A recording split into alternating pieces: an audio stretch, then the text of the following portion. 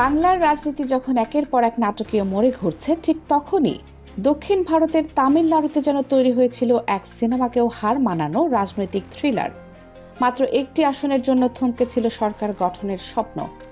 দিল্লির করিডোরে তখন রাষ্ট্রপতির শাসনের গুঞ্জন, চেন্নাইয়ের বাতাসে টানটান উত্তেজনা। আর সেই মুহূর্তেই পর্দার আড়াল থেকে এমন এক চাল চালা হলো যা শুধু সরকারই বাঁচায়নি, পাল্টে দিয়েছে পুরো দক্ষিণ ভারতের রাজনৈতিক সমীকরণ। যে মানুষটিকে কোটি ভক্ত চেনে থালাপতি নামে, যিনি সিনেমার পর্দায় একাই শতশত্রুকে পরাজিত করেন, সেই বিজয় এবার বাস্তব রাজনীতির সবচেয়ে কঠিন পরীক্ষার সামনে দাঁড়িয়েছিলেন। তামিলাগা ভেট্রি কাজাগাম বা টিভিকের সদর দপ্তরে তখন নিস্তব্ধতা, কারণ সরকার গঠনের জন্য দরকার ছিল 118টি আসন। কংগ্রেস, সিপিআই, সিপিআইএম সহ জোটের শরিকদের সমর্থন পেয়েও বিজয়ের সংখ্যা আটকে ছিল 117তে, মাত্র একটি আসন। এই একটি সংখ্যায় যেন পুরো তামিলনাড়ুর ভাগ্য ঝুলিয়ে রেখেছিল অনিশ্চয়তার দোলনায়। সময় দ্রুত ফুরিয়ে আসছিল। 10 মে পার হলেই সাংবিধানিক সংকট তৈরি হওয়ার আশঙ্কা ছিল প্রবল। দিল্লির রাজনৈতিক মহলে তখন আলোচনা, তামিলনাড়ু কি রাষ্ট্রপতি শাসনের দিকে এগোচ্ছে? প্রতিপক্ষের পুরনো দ্রাবিড় রাজনীতিকরা তখন আত্মবিশ্বাসী। তাদের ধারণা ছিল সিনেমার জনপ্রিয়তা আর বাস্তব রাজনীতি এক জিনিস নয়। অনেকেই বলতে শুরু করেছিলেন বিজয়ের রাজনৈতিক অধ্যায় শুরু হওয়ার আগেই শেষ হয়ে যাবে। কিন্তু রাজনীতির আসল নাটক তো শেষ দৃশ্যেই হয়। ঠিক সেই সময় দৃশ্যপটে আসেন এক নারী, যাকে নিয়ে জাতীয় মিডিয়ায় তেমন আলোচনা ছিল না, কিন্তু পর্দার আড়ালে তিনিই বদলে দিলেন পুরো খেলা। ইন্ডিয়ান ইউনিয়ন মুসলিম লীগের তরুণ হিজাবি নেত্রী ও এমপি ফাতিমা তাহালিয়া। রাজনীতির দাবার বোর্ডে তিনি এমন এক সমীকরণ দাঁড় করালেন যা মুহূর্তেই পাল্টে দেয় সব হিসাব।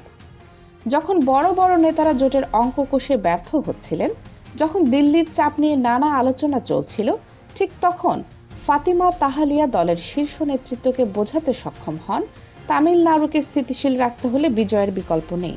তার নিরলস দৌড়ঝাঁপের পর অবশেষে মুসলিম লীগ আনুষ্ঠানিকভাবে সমর্থন দেয় থালাপতি বিজয়কে। আর সেই দুইটি আসনই যেন মৃতপ্রায় রাজনৈতিক সমীকরণকে প্রাণ ফিরিয়ে দেয়। 117 থেকে এক লাফে বিজয়ের আসন সংখ্যা দাঁড়ায় 119-এ। চেন্নাইয়ের আকাশে যেন মুহূর্তেই বদলে যায় আবহাওয়া। টিভিকে শিবিরে ফিরে আসে প্রাণ। যে কার্যালয়ে কিছুক্ষণ আগেও পিনপতন নীরবতা ছিল, সেখানে শুরু হয় হাজার হাজার সমর্থকের উল্লাস। কিন্তু নাটক এখানেই শেষ হয়নি।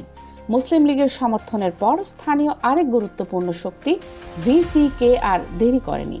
তারাও দ্রুত নিজেদের দুটি আসন নিয়ে বিজয়ের জোটে যোগ দেয়। ফলে টিভিকে জোটের মোট আসন দাঁড়ায় 121-এ। যেখানে সরকার গঠনের জন্য দরকার ছিল 118টি, মাত্র কয়েক ঘন্টার ব্যবধানে অনিশ্চয়তা থেকে স্থিতিশীল সংখ্যাগরিষ্ঠতা। রাজনীতির ভাষায় একে বলে গেম চেঞ্জার মোমেন্ট। খবরটি পৌঁছানো মাত্রই টিভিকে সদর দপ্তরে শুরু হয় উৎসব। সমর্থকদের ঢল নামে রাস্তায়, ঢাক ঢোল আতশবাজি স্লোগানে মুখর হয়ে ওঠে পুরো এলাকা। এরপর দলনেতা থালাপতি বিজয় নিজে বেলকনিতে এসে দাঁড়ান।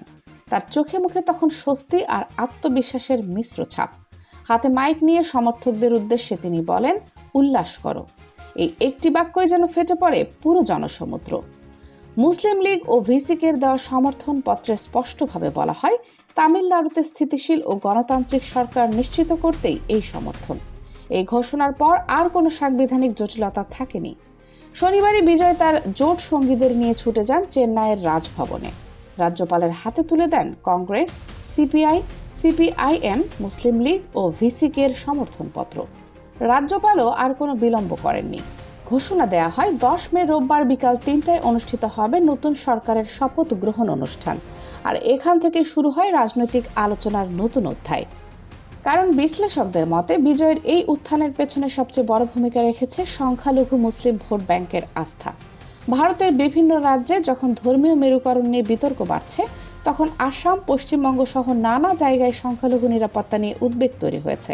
ঠিক তখন তামিলনাড়ুর মুসলিমদের বড় অংশ বিজয়ের মধ্যে দেখছেন এক নিরাপদ রাজনৈতিক আশ্রয়। বিজয় নিজে মুসলিম নন, কিন্তু দীর্ঘদিন ধরেই মুসলিম সম্প্রদায়ের সঙ্গে তার ঘনিষ্ঠ সম্পর্ক রয়েছে। বিভিন্ন সময় তাকে মসজিদে দেখা গেছে, ইফতার মাহফিলে অংশ নিতে দেখা গেছে, সংখ্যালঘুদের নানা ইস্যুতে প্রকাশ্যে কথা বলতেও দেখা গেছে তাকে। এ কারণেই মুসলিম লীগের সমর্থনকে শুধু রাজনৈতিক জোট নয়, বরং একটি বড় সামাজিক বার্তা হিসেবে দেখা হচ্ছে। রাজনৈতিক বিশ্লেষকদের ভাষায় বিজয়ের সরকার কেবল ক্ষমতার পালাবদল নয়, এটি দক্ষিণ ভারতের ধর্মনিরপেক্ষ রাজনীতির নতুন পরীক্ষা। আর এই পুরো অধ্যায়ের সবচেয়ে আলোচিত নাম এখন ফাতিমা তাহালিয়া। একজন হিজাবি নারী হয়েও তিনি যেভাবে শেষ মুহূর্তে পুরো রাজনৈতিক সমীকরণ ঘুরিয়ে দিলেন তা নিয়ে এখন আলোচনা চলছে জাতীয় রাজনীতিতেও। অনেকে বলছেন ভারতের রাজনীতিতে নারীর নেতৃত্বের একটি শক্তিশালী উদাহরণ। কারণ যখন অভিজ্ঞ নেতারা জোট টিকিয়ে রাখতে হিমশিম খাচ্ছিলেন, তখন তিনিই সামনে এনে দিলেন সমাধানের রাস্তা। 10 মে রোববার চেন্নাইয়ের জওহরলাল নেহেরু স্টেডিয়াম তখন লাখো মানুষের উল্লাসে মুখর। মঞ্চে দাঁড়িয়ে থালাপতি বিজয় মুখ্যমন্ত্রী হিসেবে শপথ নেবেন। আর সেই ঐতিহাসিক মুহূর্তের সাক্ষী হয়ে থাকবেন ফাতিমা তাহালিয়া ও তার দল। ভারত দেখবে শেষ মুহূর্তের রাজনৈতিক নাটক কিভাবে ইতিহাস লিখে দেয়।